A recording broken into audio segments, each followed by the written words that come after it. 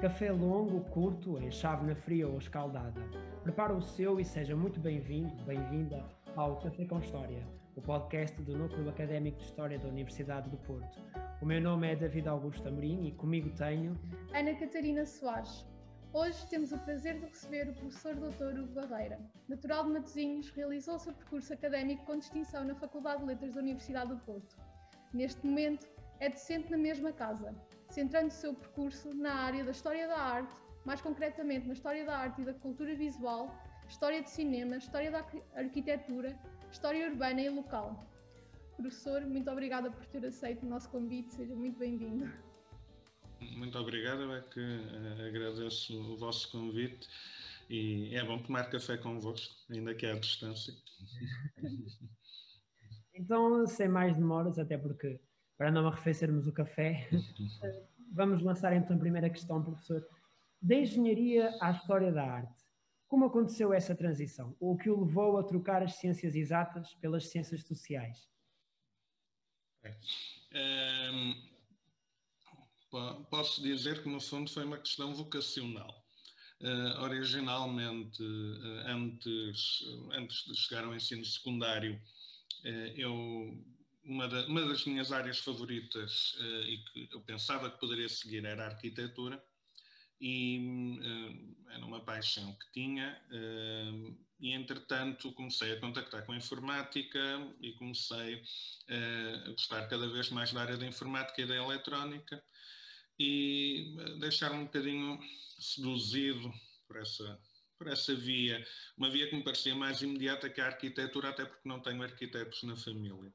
E, como tal, acabei por, nas opções do secundário, em vez de ir para artes, fui para as ciências, e já com o intuito de seguir engenharia e, sobretudo, engenharia eletrotécnica, eu e mais uns colegas na altura. Ironicamente, acho que só eu é que fui para a engenharia eletrotécnica, os outros foram todos para ciências dos computadores, na Faculdade de Ciências, e para Engenharia Informática, mas no ISET. Eu entrei em Eletrotécnica na FEUP. Naturalmente que sem desprimor para o curso da FEUP, que é um curso incrivelmente sólido e que abre perspectivas de uma forma muito recompensadora, podemos assim dizer. Tem muitos ramos, mas não era mesmo o curso para mim. Não era. Não me imaginava decididamente a fazer aquilo. Na altura, e já lá vão quase 20 anos, havia muitas perspectivas de emprego. Ainda estávamos num mundo relativamente organizado, desse ponto em que a parte das ciências tinha muito emprego e a parte das humanidades mais ou menos. A arquitetura já estava tremida, a psicologia também era uma área que me interessava, pela qual eu sentia alguma curiosidade, também estava tremida, e então a engenharia era uma espécie de lugar seguro. Entretanto, no primeiro ano, foi um ano de iniciação, um ano de, podemos dizer, algum olhar para o lado, mais para a vida académica, menos para a vida de estudos. E por isso eu, como professor do primeiro ano, tenho sempre algum cuidado em acompanhar os estudantes de maneira a que pelo menos consigam um equilíbrio, porque acho que é tudo importante desde que se consiga fazer aquilo que devemos estar aqui a fazer, que é seguir os estudos também, porque depois o tempo vai passando. No meu segundo ano sentia-me francamente insatisfeito e fui fazendo algumas unidades curriculares, mas não era assíduo, não sentia-me realmente desmotivado. E como tal, pensei, o problema está nesta engenharia, um bocadinho focalizada na parte dos sistemas elétricos, etc. Não é tanto aquilo que eu quero. Não me revejo em nenhum dos ramos que venham daqui para a frente. Na altura era uma licenciatura de 5 anos, convém contextualizar. E como tal, vou tentar uma área um bocadinho mais abrangente dentro das engenharias, que era a gestão e engenharia industrial. E fiz uma mudança interna, com algumas equivalências pelo meio. Foi um curso que me deu muito à vontade com o mundo da indústria e com o mundo da produção. Foi a parte que eu mais gostei naquele curso, porque fiz muitas visitas de estudo a fábricas de produção na área da metalurgia, da fundição, etc. E ainda agora utilizo isso em alguns aspectos da área da história da arte e do património. Deu-me uma vontade com o mundo material, com as tecnologias de produção que é realmente muito útil na nossa área. Mas eu percebi que o problema não tinha a ver com a engenharia, o problema tinha a ver comigo. E que aquela mudança foi, no fundo, uma mudança confortável, porque não estava realmente a mudar, estava, em vez de ir para uma sala, ia para a outra, mas não estava realmente a fazer uma mudança. E um dia estava na biblioteca da Faculdade de Engenharia, um bocado, podemos dizer, a desesperar e a pensar o que é que eu estou aqui a fazer. Algo que certamente muitos estudantes também sentem em muitas áreas. E às vezes não quero dizer que seja um problema do curso, às vezes são outras coisas e nós criamos aqui algumas associações porque temos, sobretudo, que nos ir conhecendo. E não é fácil, demora algum tempo. E então, na minha quarta inscrição, diga-se de passagem, no primeiro semestre, já a chegar ao final do primeiro semestre, venho ao site da Faculdade de Letras. A pensar, bem, toda a gente dizia que eu gostava muito de História, vou ver o curso de História da Faculdade de Letras. E então fui ver o curso de História da Faculdade de Letras, ainda era um programa antigo, como vocês já não apanharam. Olho para baixo e vejo História da Arte. E que engraçado, deixa eu ver qual é que é o programa. E fui ver o programa e vi que tinha muita história da arquitetura. Eu também sempre gostei de arte, sempre gostei de património. Eram, no fundo, os meus hobbies, as minhas áreas de verdadeiro interesse. E comecei no fundo, a descomplicar as questões do emprego, as questões da saída profissional e a desmistificar tudo isso. E na altura não tive dúvida nenhuma. É a história da arte. Lamento aos estudantes de História, mas aí consegui conciliar duas paixões no meu entendimento e telefonei para casa a dizer vou mudar de curso para a História da Arte. É o que a minha mãe me disse com uma paciência admirável, finalmente. E foi, no fundo foi assim. Não tive a mínima dúvida, mas posso dizer que foi uma decisão que exigiu muita força, muita coragem, dar aquele passo em frente. Não o momento de dizer vou mudar, mas o momento de abrir o site da Faculdade de Letras, porque eu aí já sabia que era um ponto de não retorno. E consegui perceber que estava em casa. Cheguei aqui com mais 4 anos que os meus colegas que entraram regularmente. Tive muitos colegas mais velhos, mas cheguei aqui com mais 4 anos que um caloiro, digamos. Isso dá alguma ajuda. E aquilo que eu recomendaria a quem tiver algumas dúvidas, seja em que área for, é para sobretudo tentar perceber o que é que o insatisfaz, tentar perceber o que é que pode não estar a correr muito bem, porque às vezes não é um problema do curso, às vezes é sobretudo um problema da nossa motivação e de nos sentirmos bem com aquilo que perspectivamos fazer ou com aquilo que estamos a fazer naquele momento. Eu não me sentia bem com coisa nenhuma porque nitidamente não estava na área certa. Agora, achei interessante a forma como formularam a pergunta das ciências exatas às humanidades ou às ciências sociais.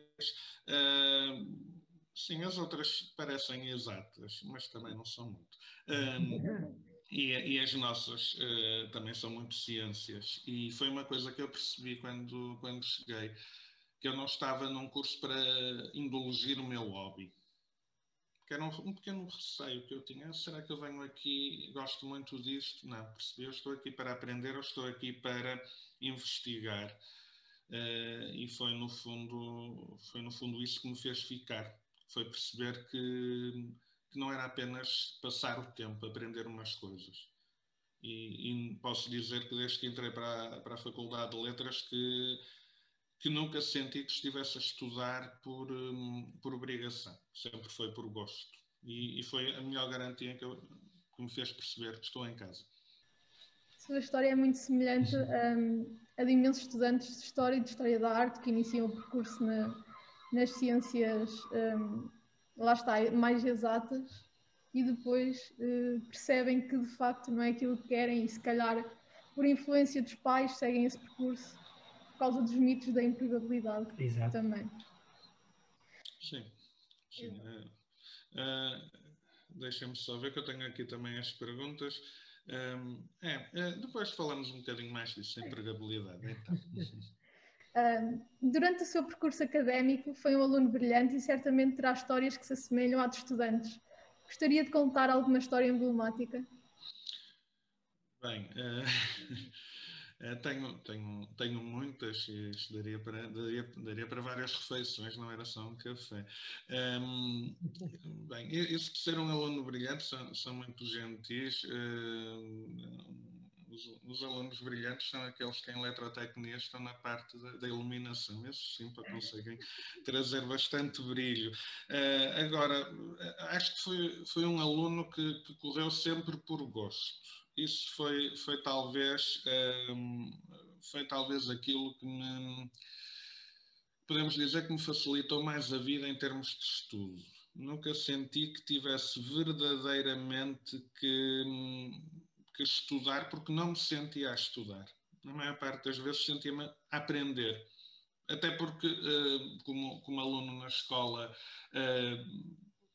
por norma, havia a maior parte das áreas tinham um gosto tão grande pelas coisas que tinha essa perspectiva. E a engenharia não, a engenharia sentia que tinha que estudar. Porque lá está, havia muita coisa que me interessava, mas havia tanta outra coisa mais relevante que me causava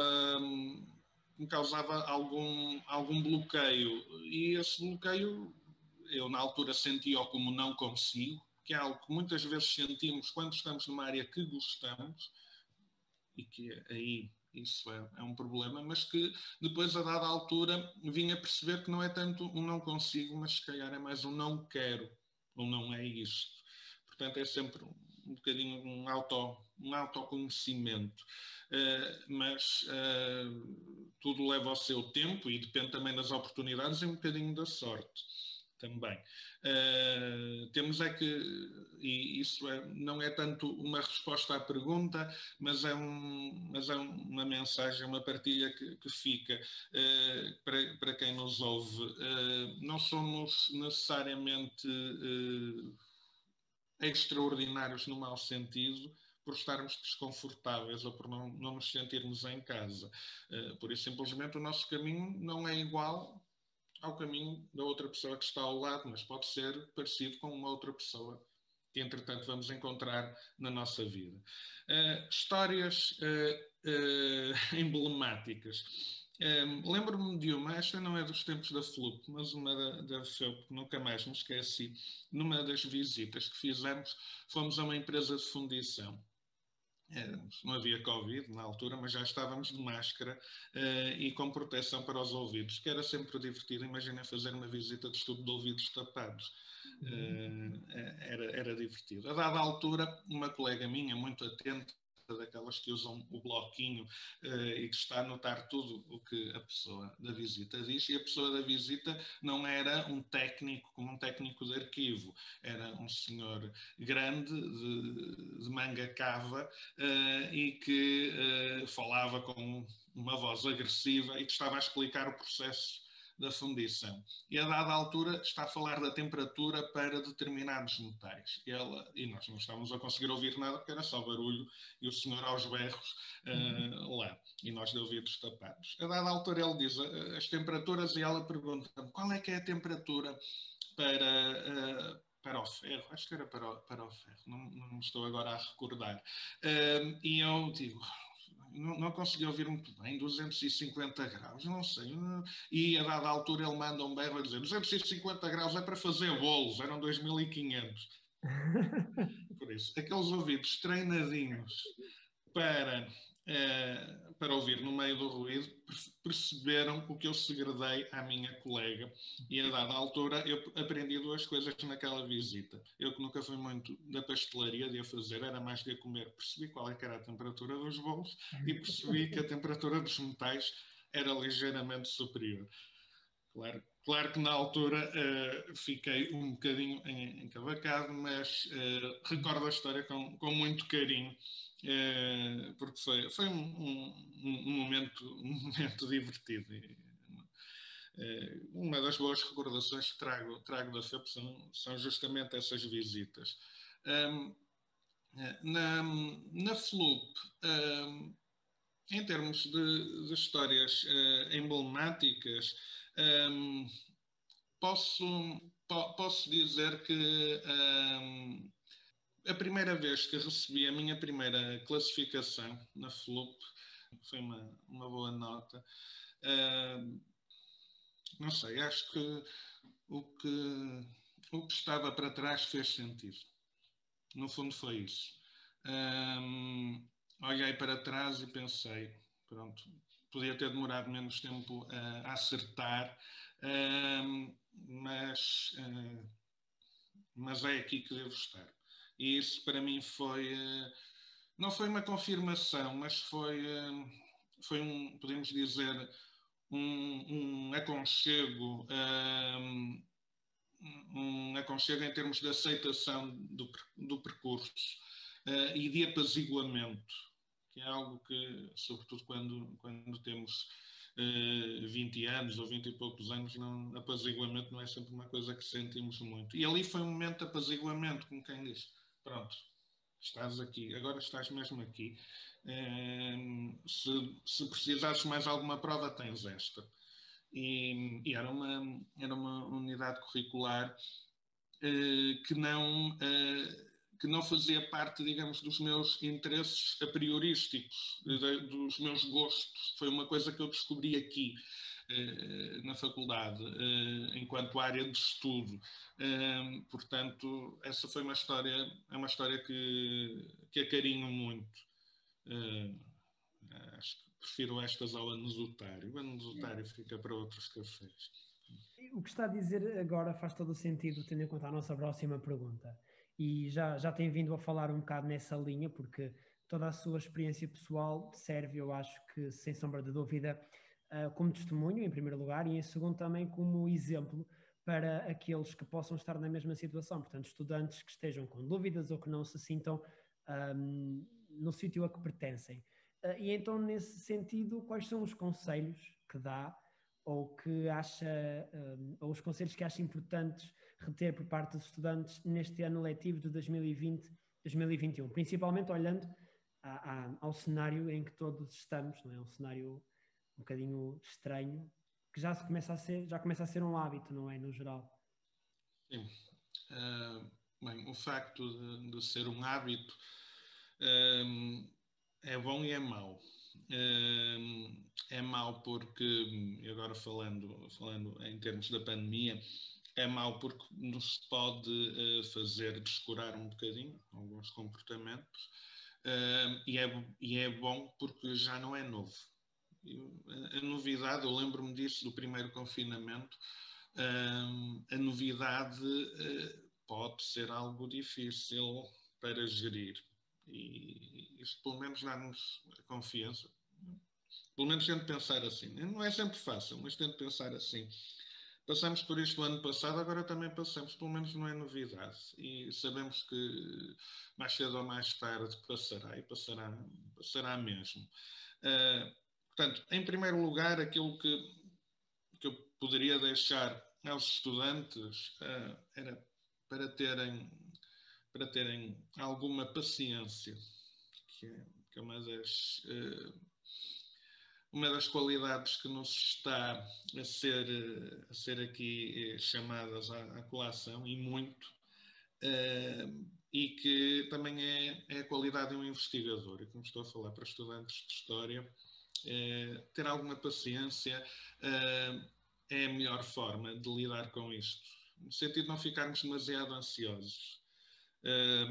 E por outro lado, percebemos que todos nós estamos a passar por isso. Às vezes temos alguma tendência, sobretudo nestes momentos mais críticos ou em determinadas fases de vida, em sentir que isto só nos acontece a nós. Mas não, isto está a acontecer a toda a gente. Por isso, todos nós vamos ter as nossas dores. As nossas não são maiores nem menores que as dos outros, são as nossas.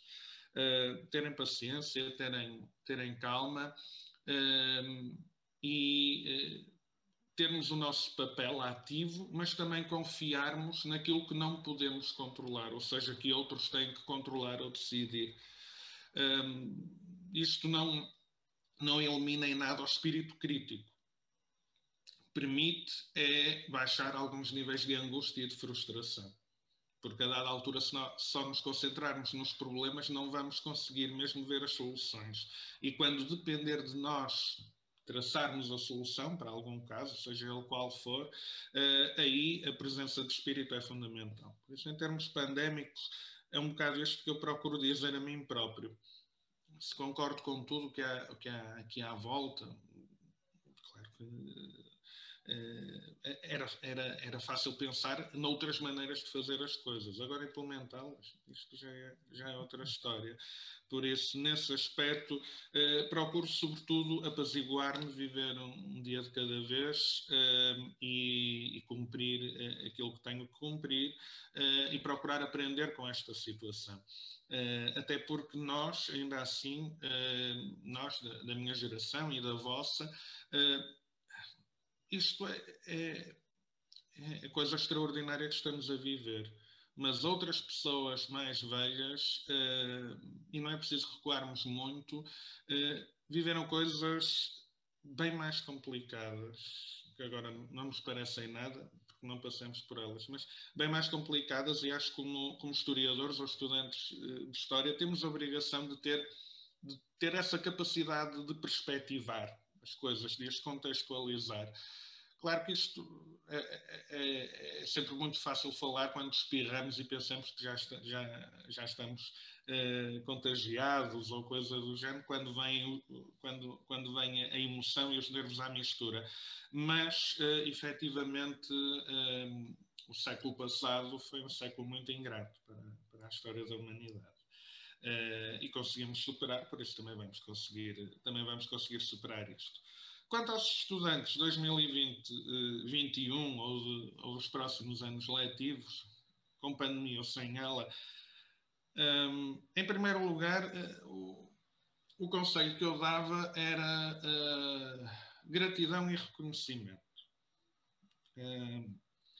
Para nós é quase tácito e imediato que vamos para o ensino superior, mas nem sempre foi assim, esperemos que continue a ser assim, e encontramos ainda assim alguns casos que o não é. Portanto, estarmos gratos por esta oportunidade, por termos a vida muito mais facilitada que outros tiveram anteriormente, por termos mecanismos de apoio social, por termos também um ensino superior cada vez mais abrangente, cada vez mais inclusivo e, sobretudo, de perspectivas cada vez mais alargadas e universalistas.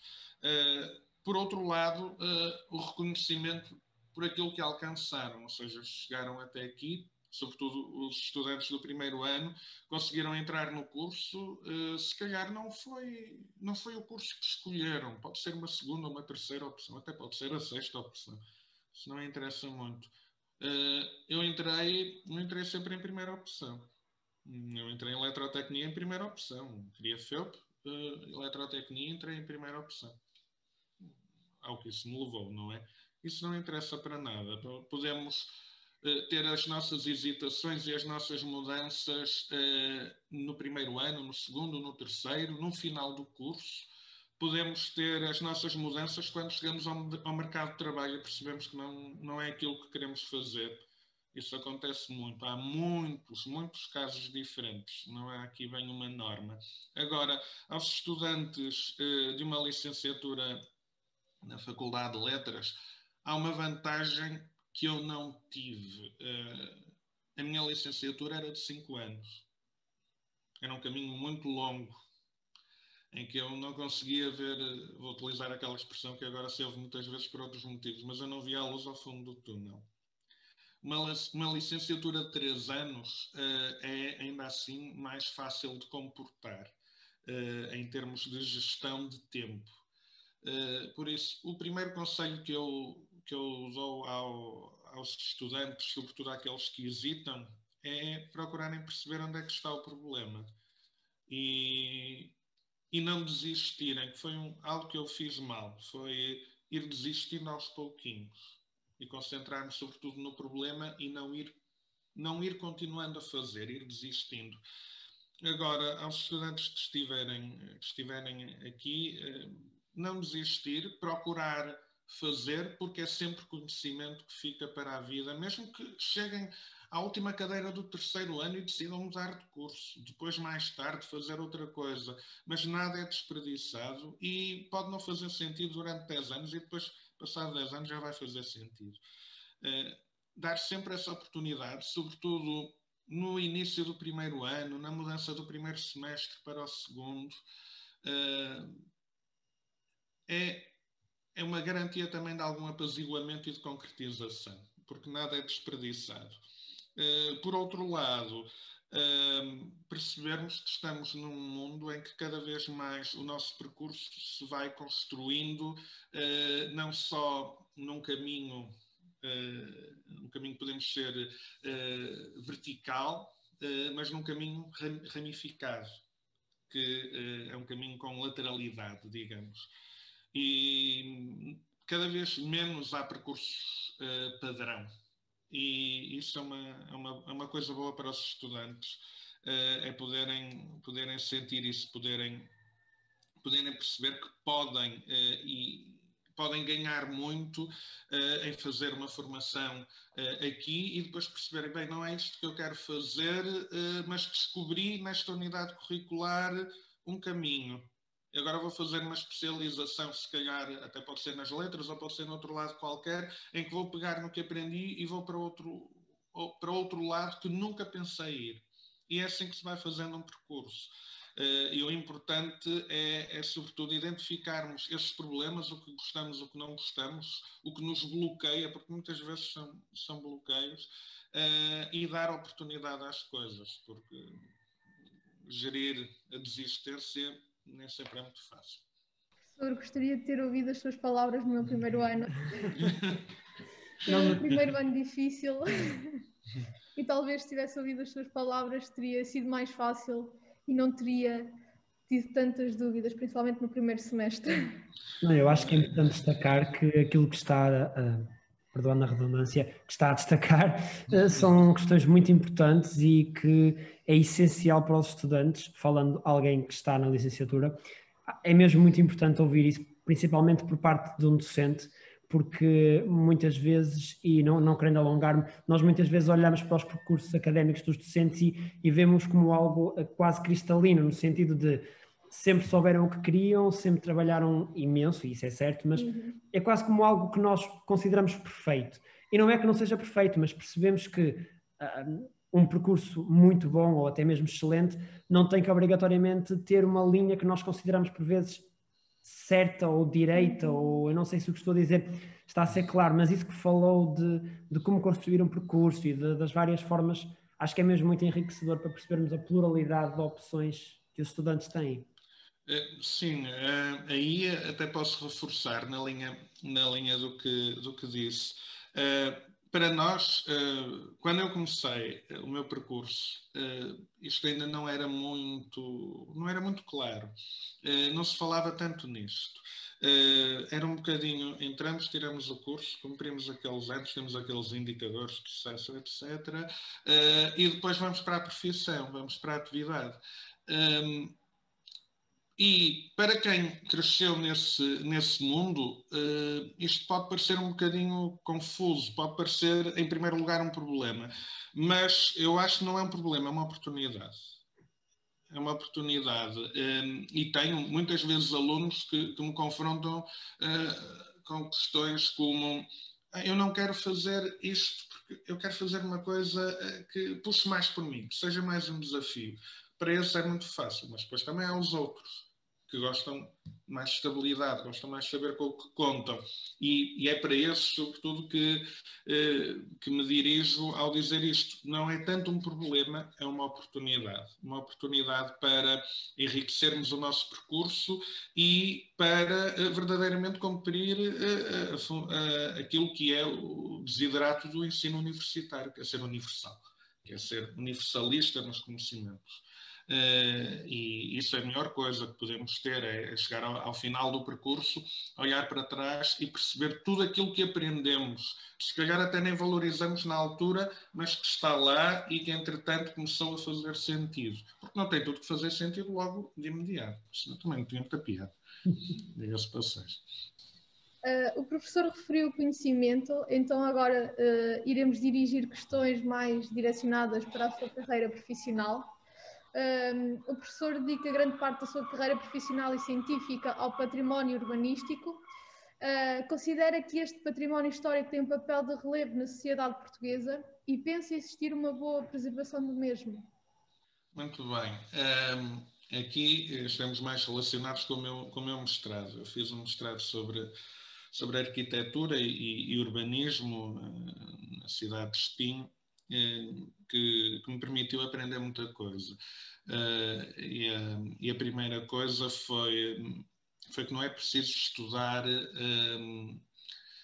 os grandes objetos, os grandes momentos. Podemos nos concentrar naquilo que passa mais despercebido, naquilo que na arquitetura e na história da arquitetura se chama a construção corrente, ou a arquitetura corrente, a arquitetura dos não arquitetos, e ela, tal como a Petit Histoire, vai-nos falar das macroestruturas, vai-nos falar dos grandes momentos, vai-nos falar daquilo que são aquilo que dá material para filme e para documentário, digamos. E é uma forma muito interessante de aprender como, por exemplo, a novidade se vai instalando, como por vezes aquelas noções com que nós crescemos, que é, por exemplo, o arquiteto que introduz um momento novo em termos formais ou em termos estruturais, às vezes não é assim que acontece.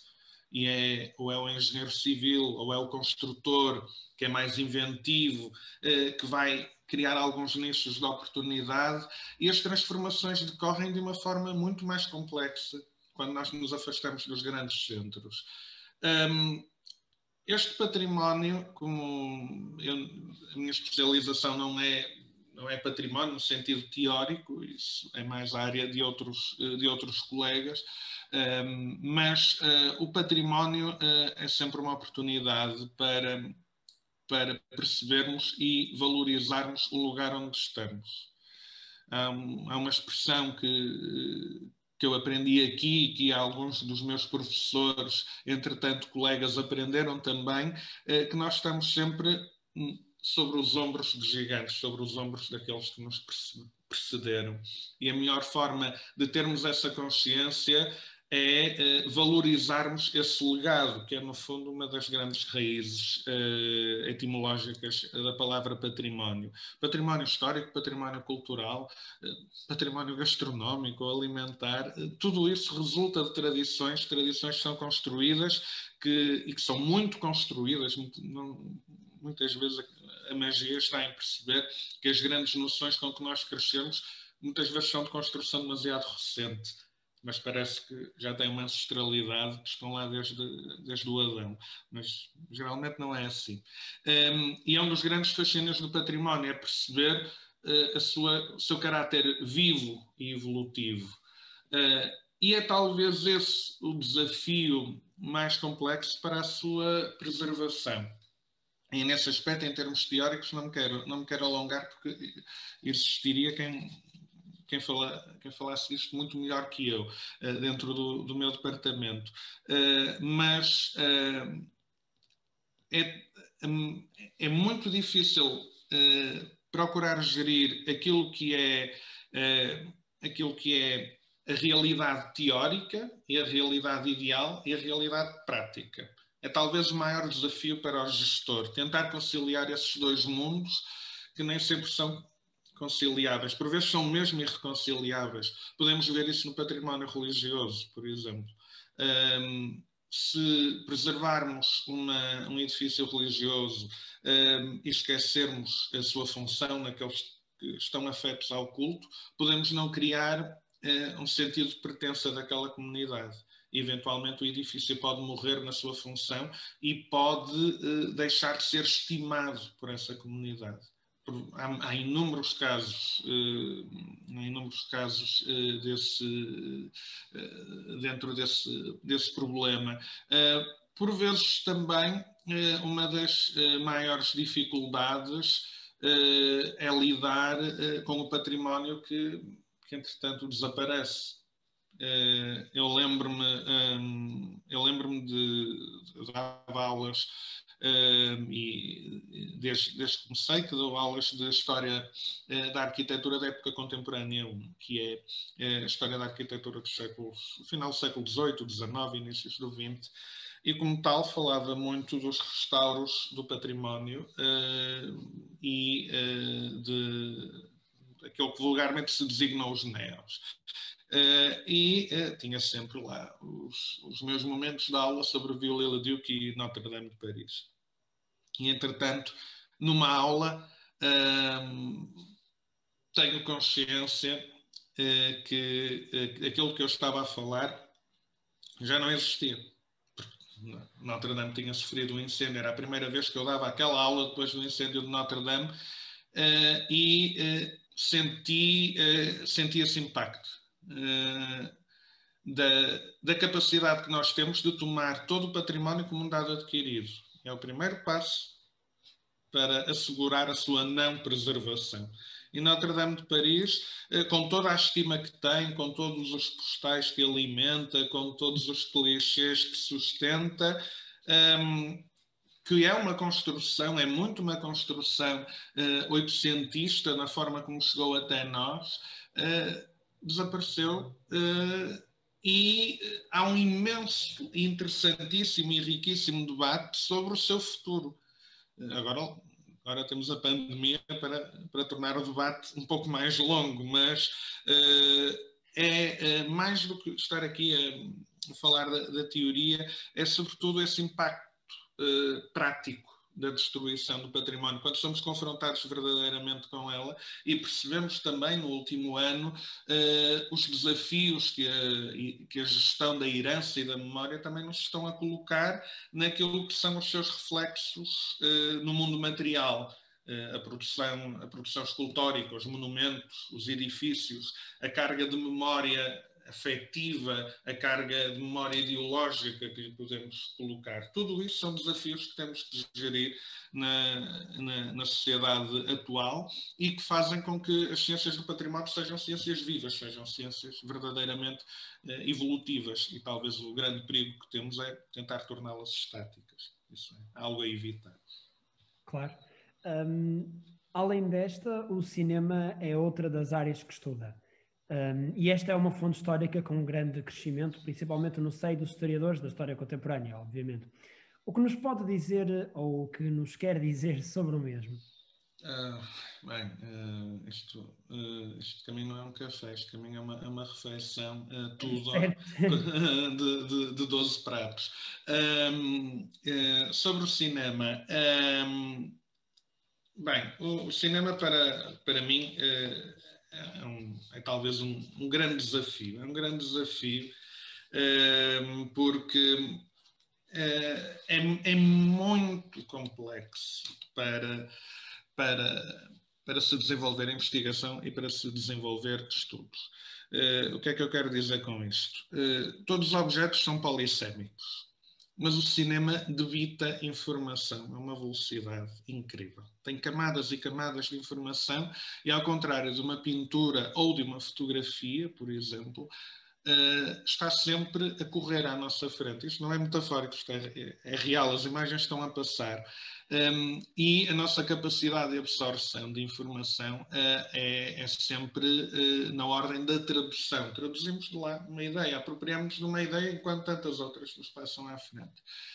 esse é talvez o maior desafio, é a sua complexidade em termos de volume e de capacidade de aprender a informação.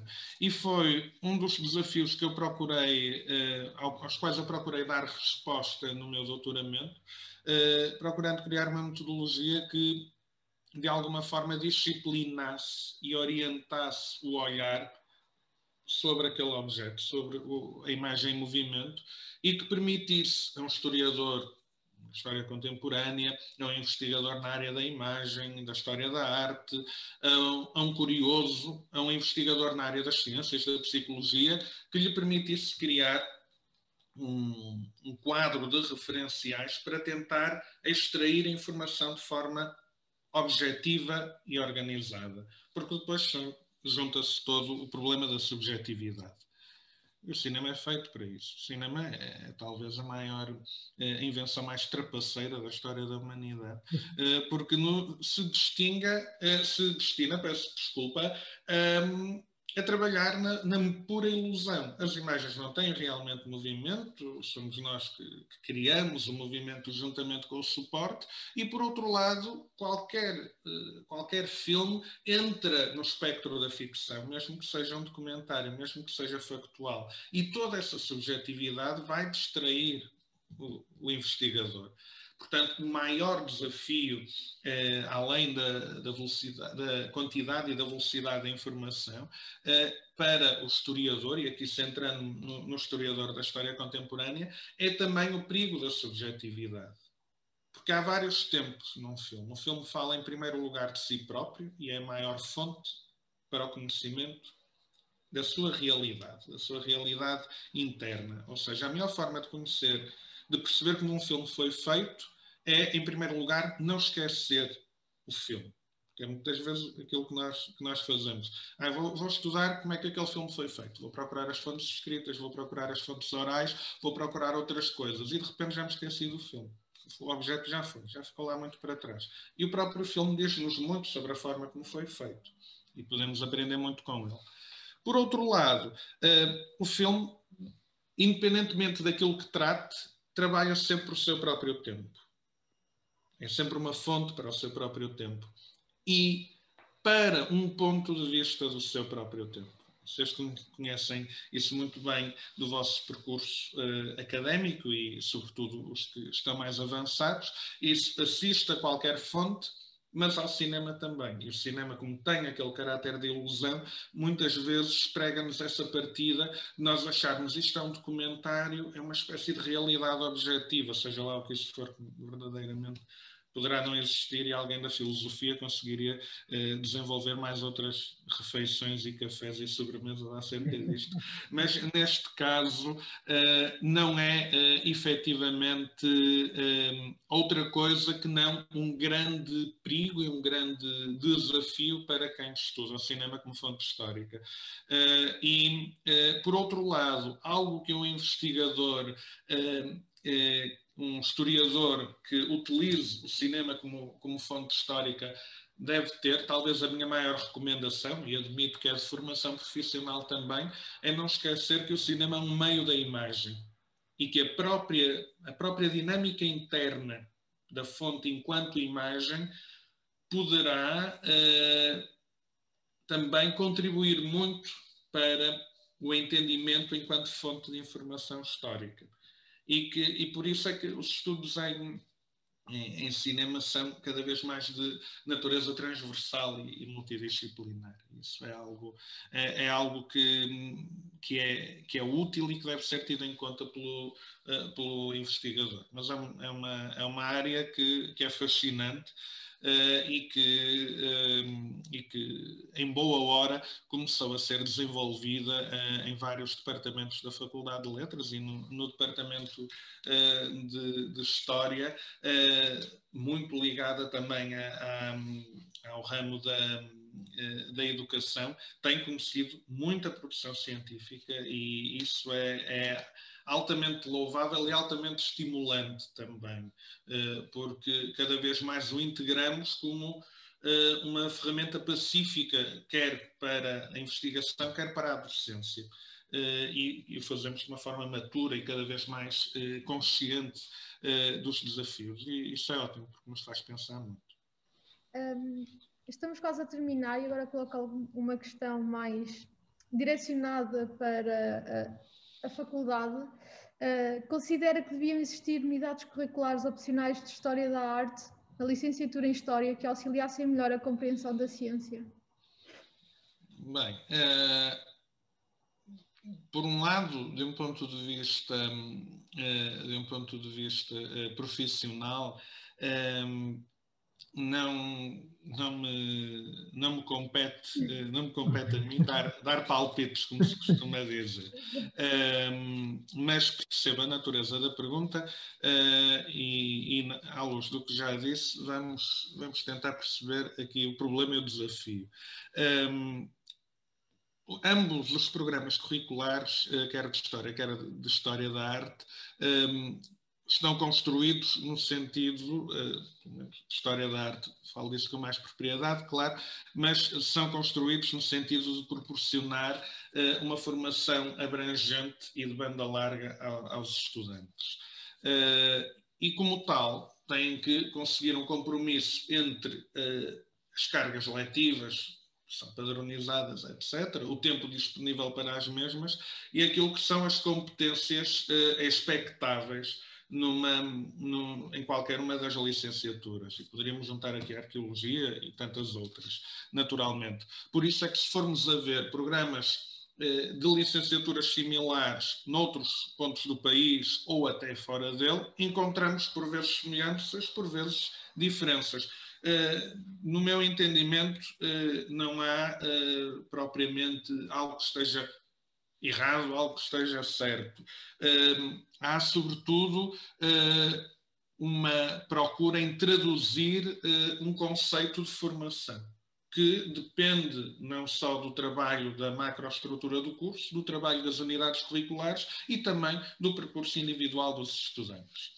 Agora, se me perguntarem se eu acho que um estudante de História deve frequentar unidades curriculares de História da Arte, por formação profissional, vou imediatamente dizer que sim.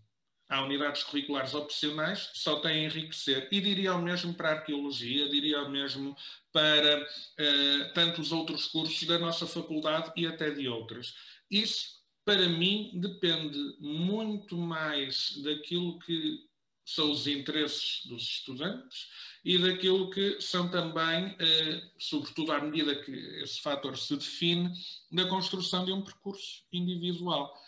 Claro que se um estudante começa a pensar, sinto-me atraído pelo património, sinto-me atraído por questões ligadas a determinada cronologia. Se calhar fazer um maior investimento nessa cronologia, ir buscar algumas unidades curriculares de História da Arte, de Arqueologia, das línguas, para ter uma visão mais abrangente, de banda ainda mais larga, digamos, isso é um enriquecimento e é uma opção que eu considero muito salutar. Opções que eu não considero salutares: escolher unidades curriculares porque o horário é bom, escolher unidades curriculares porque disseram que era muito fácil ou que o professor ou a professora são muito simpáticos e dão boas notas. Isso pode no imediato parecer um bom fator, mas a longo prazo se calhar não são as melhores opções. Isto brincando um bocadinho com o assunto, mas já sabemos que às vezes temos que resolver problemas do imediato e as decisões nem sempre são muito ponderadas. Mas outra coisa que não se esquecemos é que, por um lado, existem unidades curriculares singulares que podemos fazer também no mestrado, às vezes até no doutoramento. E não estou aqui a falar de tirar segundos cursos, estou a falar mesmo de enriquecimento do nosso percurso para lá daquilo que comporta a estrutura da licenciatura que estamos a seguir. E, por outro lado, infelizmente, a nossa faculdade é riquíssima nisso, a formação contínua e a formação complementar. Quando se diz que o saber não ocupa lugar, não ocupa lugar de todo, mas também recomendo sempre que consigamos ter alguma ponderação, alguma sensatez nas opções que fazemos para não comprometer o todo que é o percurso, ou seja, a dada altura alguma sofreguidão pode dar origem a um semestre muito pesado, isso nem sempre é fácil de gerir e pode criar alguma ansiedade, mas isso vai muito de estudante para estudante. Agora, sim, digo-vos isso a vós, como digo aos meus estudantes também, sobretudo quando o percurso já começa a ficar mais definido, adquirirem competências noutras áreas complementares, noutras áreas que andam à volta da história da arte ou da história, mas também por vezes em áreas aparentemente mais excêntricas, mas que podem ser úteis também. Nesse sentido, esta pergunta já é um bocadinho mais genérica, mas qual será a importância para si da história da arte no futuro? Próximo ou num longo espaço? Bem, isso, aí teriam que falar com um desses muitos futurólogos da praça. Não serei tanta pessoa indicada para ler esses oráculos. Mas quanto à importância da história da arte, para mim, tal como, e diriam mesmo para a história, para mim é inquestionável, e isso é a coisa que a pandemia também nos trouxe, foi que talvez não tivéssemos olhado da forma mais equilibrada para a história recente. Ou seja, olhando à distância, eu não sou da história contemporânea, por isso estou aqui apenas a partilhar um pensamento que não foi verificado. Mas se virmos as primeiras décadas do século XX, por exemplo, pegando na história da arte, falamos nos impactos da história da Belle Époque, da Primeira Guerra Mundial, e depois temos uma pequena nota de rodapé em relação à pneumónica, porque o Amadeu de Sousa Cardoso faleceu de gripe espanhola, como se dizia então. Eu digo isso meio a brincar, meio a sério, porque quem estuda a história da arte contemporânea em Portugal tem sempre essa nota de rodapé e sabe sempre o que é que foi a gripe espanhola. Mas agora, verdadeiramente, se percebe que a gripe espanhola era muito próxima daquilo que estamos a viver. E se não nos tivéssemos atravessado agora com esta pandemia, possivelmente o lugar historiográfico da gripe espanhola continuaria como algo que aconteceu nos 2 anos seguintes à Primeira Guerra Mundial, algo que matou Amadeu de Sousa Cardoso e que, se calhar, para aqueles que estão a estudar outros artistas ou escritores, etc., matou outras tantas pessoas, mas nunca pensaríamos na gripe espanhola como algo que nos vai ensinar em termos societais também. Era algo que ficou um bocado esquecido, de má memória. Nesse aspecto, acho que a pandemia nos vem demonstrar também a importância da história, a importância das ciências históricas para termos capacidade de projetar o futuro. Estamos sempre a pensar na história ou na história da arte como algo ligado ao passado e no património como algo ligado ao passado.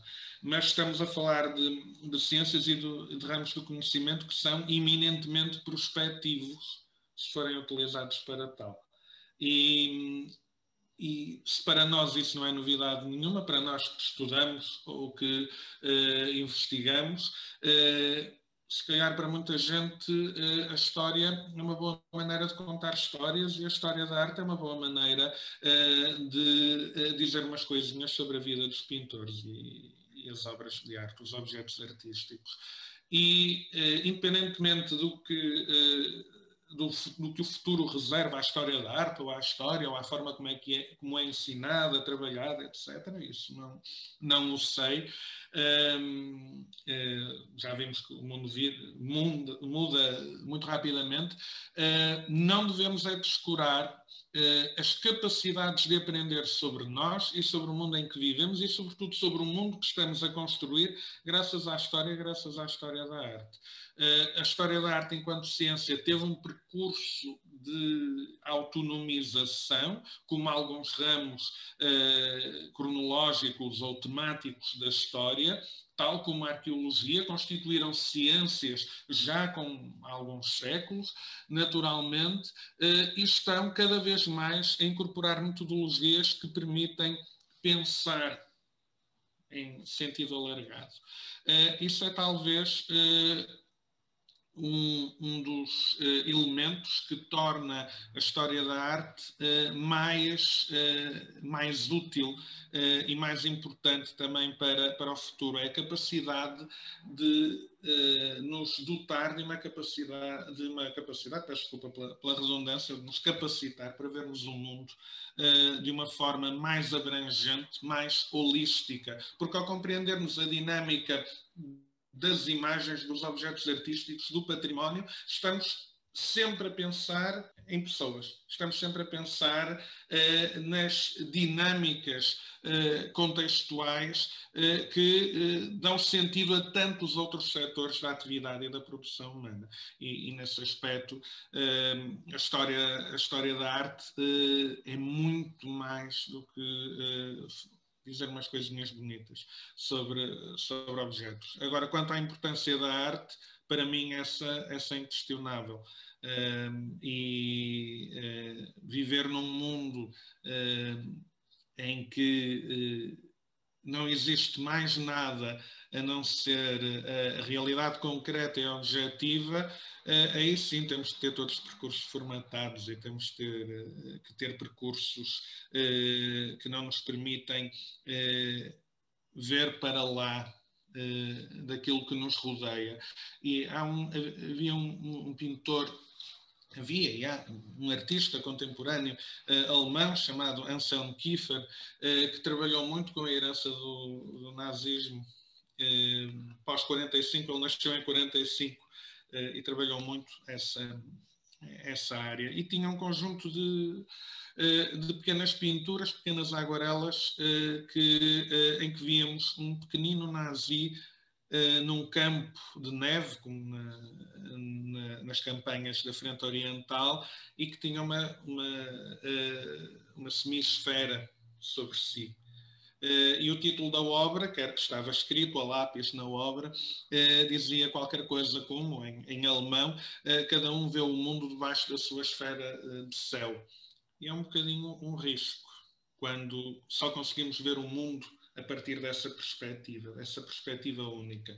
E, ironicamente, a arte ocidental, que se baseia, sobretudo desde a época moderna, num sistema de construção perspético, que depois as vanguardas vão progressivamente estilhaçar, ajuda-nos a ver o mundo não de um ponto de vista único, mas de muitos pontos de vista. E como é também uma ciência cada vez mais plural, até nos seus cânones, ao aceitar progressivamente, ao incorporar cânones que não são apenas os da arte ocidental, também nos ajuda a aprender muito com a necessidade que temos de reconstruir também a historiografia da arte e de sair dos lugares comuns com que crescemos.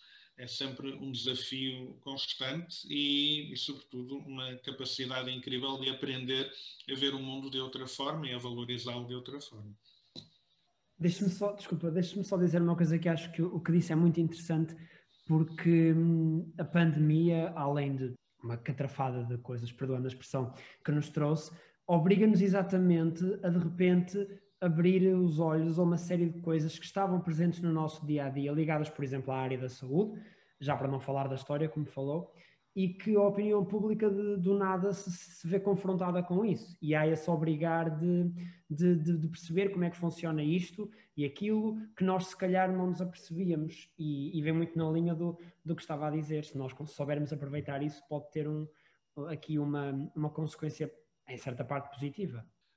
Sim, e tem que ter uma consequência positiva. Infelizmente a comunicação social às vezes gosta um bocadinho de perseguir as más notícias, mas isso são as suas dinâmicas. E a mensagem que passa nem sempre é muito positiva. Mas a pandemia pode, e agora é um bocado difícil dizer isso, mas daqui a alguns tempos poderemos pensar no que aprendemos com a pandemia. E uma das coisas que podemos vir a aprender é dar valor àquilo que eram os dados adquiridos da nossa vida.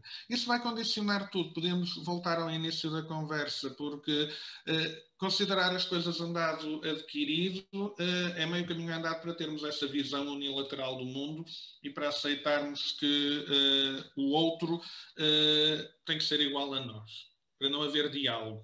E o papel do historiador também é um bocadinho aquele que fica à escuta do passado. E por isso tem que ter capacidade de ouvir, que é uma das grandes dificuldades. Porque se formos para o passado dizer-lhe o que ele tem que dizer, já sabemos que conseguimos pô-lo a fazer isso. Já que sabemos que conseguimos pôr as fontes a dizer o que queremos que elas digam. Mas isso é o grande risco do historiador da arte, é imputar a sua visão e torná-la a visão das fontes. E nesse sentido, acho que paramos pouco para pensar. O nosso mundo é muito apressado, é muito atarefado, tem um ritmo que por vezes não nos permite literalmente escutar o que está à volta. Escutar não é só com os ouvidos, naturalmente. Escutar e observar. E a pandemia veio alterar um pouco a nossa noção de tempo, veio alterar também um pouco a nossa noção de proximidade, de distância, a forma como interagimos e, sobretudo, a forma como valorizamos aquilo que para nós era o mais adquirido dos dados, que pode ser o sair de casa e ir para a faculdade, ir ter mais uma aula, mais uma daquelas aulas super aborrecidas, ou até pode ser uma daquelas que eu gosto, e de repente ficamos todos até com vontade de ir apanhar o metro, de ir apanhar o autocarro, ou de nos metermos no trânsito ainda meio ensonados para começarmos o nosso dia. Mas percebemos também o que conseguimos fazer de outra forma e que, felizmente, a mesma sociedade tecnológica que, por vezes, veicula muita informação perigosa, também nos permite superar desafios. E acho que, sobretudo, temos que ter essa capacidade de pensamento crítico, de pensamento crítico e crítico positivo. E uma capacidade também de aceitar a realidade em que vivemos e de perceber as coisas com alguma racionalidade, não esquecendo também que somos seres eminentemente emocionais e que a inteligência emocional é fundamental. E a pandemia está-nos a pôr muito à prova a esses níveis também. Em termos historiográficos, a historiografia também histórica ou artística, vamos ver o que vai sair daqui. Certamente muitos congressos e colóquios sobre pandemias daqui para a frente, talvez seja o resultado mais imediato que se pode prever. Mas, e que também é sempre um tema que certamente poderá constituir escola para o futuro. Por fim, professor, gostaria de colocar mais uma questão. Diga-nos como gosta do seu café e, por fim, diga-nos como gosta da história. Essa não estava prevista. Como é que gosto do meu café? Olha, gosto muito de chegar ali ao bar da Flup, neste caso ao bar da F-Flup, agora ao bar do tio, e a meio da manhã, a meio da tarde, ou a seguir ao almoço, tomar um café. Mesmo agora à distância, mesmo agora com máscara, às vezes a tentar tirar a máscara antes de tomar o café, é algo que espero consigamos continuar a fazer na medida em que as normas o permitirem e quando o permitirem, mas acho que são momentos muito importantes de confraternização. Por isso eu gosto do meu café acompanhado ou sozinho, mas rodeado de pessoas que até podem não estar próximas, mas que andam por aí a circular, que andam a trazer vitalidade ao espaço. Agora, preferencialmente, um café mais longo que curto e bem tirado. mas não sou muito esquisito. Sem açúcar, porque não gosto de açúcar no café ou no chá. Como é que gosto da história? Eu acho que não consigo viver sem história. Não é uma questão de gostar ou de não gostar. Para mim, a história ou a história da arte são tão naturais e essenciais. Isto não podia estar a fazer publicidade à água mineral, mas não é. São tão essenciais e naturais como respirar ou como caminhar.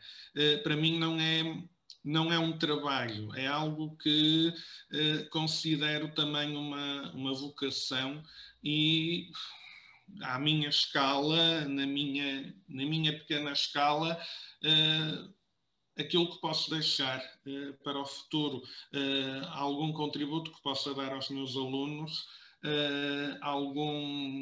alguma ideia que tenham retido de uma aula que possa vir a transformar-se numa fantástica investigação. Para mim, é isso que é verdadeiramente fascinante na história da arte e no ensino. Eu não disse isso há bocado, mas eu não queria ser professor. Não queria. Passei 25 anos da minha vida a pensar que nunca quereria ser professor e depois vim para aqui e comecei a ter aulas, a ver a forma fascinante como falavam destes assuntos, como transmitiam estes desafios, estes problemas, e fazíamos sessões de estudo naquelas salas da biblioteca onde não devíamos falar algo que nós falamos, e quando havia dúvidas eu começava a explicá-las e olha, naturalmente comecei a pensar, é isto que eu gosto de fazer. É isto que eu gosto de fazer. Eu gosto de comunicar, de falar com as pessoas, gosto de as ouvir e gosto, sobretudo, de poder sentir que dou algum contributo. E, para mim, uma das coisas que mais me custou na pandemia foi não poder estar frente a frente com os meus alunos. Senti uma falta incrível dos meus alunos, dos risos, às vezes das caras de aborrecimento, dos olhos revirados com as piadas sem graça, costumo dizer. Com tudo isso senti uma falta incrível e eram momentos reconfortantes no meio do trabalho, no meio dos stresses, podermos chegar aqui ao Zoom e podermos vermos, conversar sobre as temáticas, paralelamente às temáticas, nas partilhas da aula. Para mim, eram momentos incríveis de comunhão. Não é a mesma coisa que ao vivo, claro que não é, mas eram também muito, muito reconfortantes. E, por outro lado, uma coisa também eu posso dizer que agradeço muito aos meus alunos por aquilo que aprendo com eles. Porque a melhor forma de aprender é ensinar, isso indiscutivelmente. Estamos constantemente a aprender, constantemente a pensar nas coisas enquanto tentamos transmitir e com as perguntas, porque não há mais perguntas, pelo menos defendo isso, não há mais perguntas. Com as perguntas, com as questões que nos colocam, constantemente somos postos à prova e temos ali uma oportunidade de pensar, digamos, em direto e no coletivo. Isso é altamente estimulante e os estudantes mais ou menos motivados são uma parte integrante e fundamental para uma boa aula. É verdadeiramente, eu digo isso muitas vezes, este é um trabalho de equipa, vamos lá acordar, sobretudo às 8h30 da manhã, parte da equipa ainda está a sair do balneário, utilizando a metáfora desportiva, e o treinador já está lá fora à chuva na relva, não é?